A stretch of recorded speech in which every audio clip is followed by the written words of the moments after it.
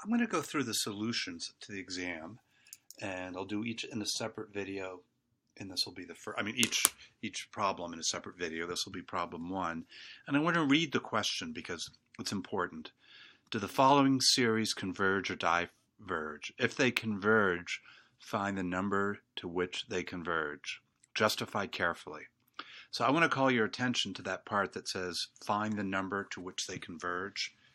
That's a hint that you're doing a geometric series over here, a telescoping series, which will be here, or a geometric series here, or it could mean that you're doing the only other situation where I would ask you find the number to which it converges if it's a series that we obtained by plugging a number into one of the famous series like e to the x, sine x, cos x, etc. Okay, so when they say find the number to which it converges, that means you actually have to come up with a numerical answer. It's not enough to say if it converged or diverged. So the thing you do here is usually when you have a list of numbers, it's going to be a geometric or a telescoping. Now this doesn't look like it's telescoping, and so I'm going to guess it's geometric. And remember, with a geometric series, if you put this term over this term, that term over that term, that term over that term, you should always get the same things. So when I put this term over that term, I get 2/3. Now I'm going to do this one right here, and that's going to be, so r would be equal to 8/3 over minus 4, which is going to be equal to minus 8/12, 2/3. I'm sorry, minus 2/3. So just one more check. We'll do that one. So I'll put 16 over 9, minus 16 over 9 over 8/3, minus 16 over 9 times 3/8. And again, we're going to get 2/3. So that means that r is indeed 2/3.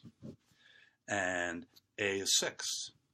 So now I know to use the formula. So this series is going to be equal to a over 1 minus r, which is 6 over 1 minus 2/3, 6 over 5/3, and that's going to be the same as 6 times 3/5, so you get 18 over 5.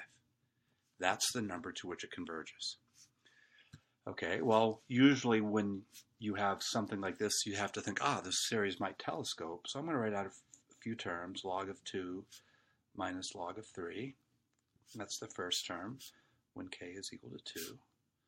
When k is equal to 3, I'm going to get the log of 3 minus the log of 4, and so forth.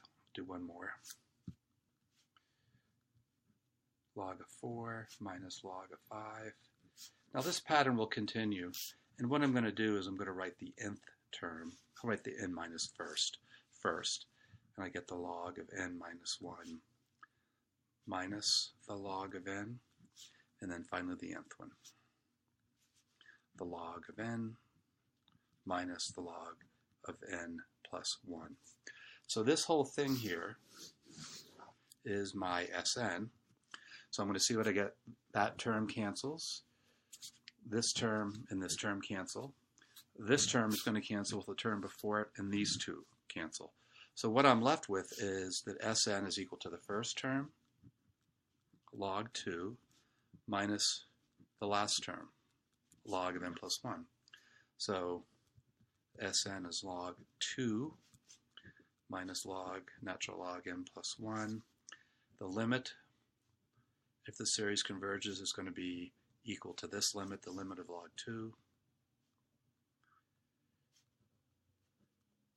minus natural log of n plus 1.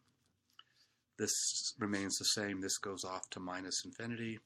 So it's going to be equal log 2 minus infinity. Sorry, the log goes off to infinity. That's where the minus infinity comes here. So this converges to 18 over 5. Sorry, I meant to write that before. And this diverges to minus infinity. Okay, so for the third one, I'm just going to write this as a common exponent. It's minus 1 over 3 to the k. So it's a little bit of a, just have to use algebra here. And this is a geometric series. A is equal to 1. R is minus 1/3. So I'm going to get 1 over this series, sorry.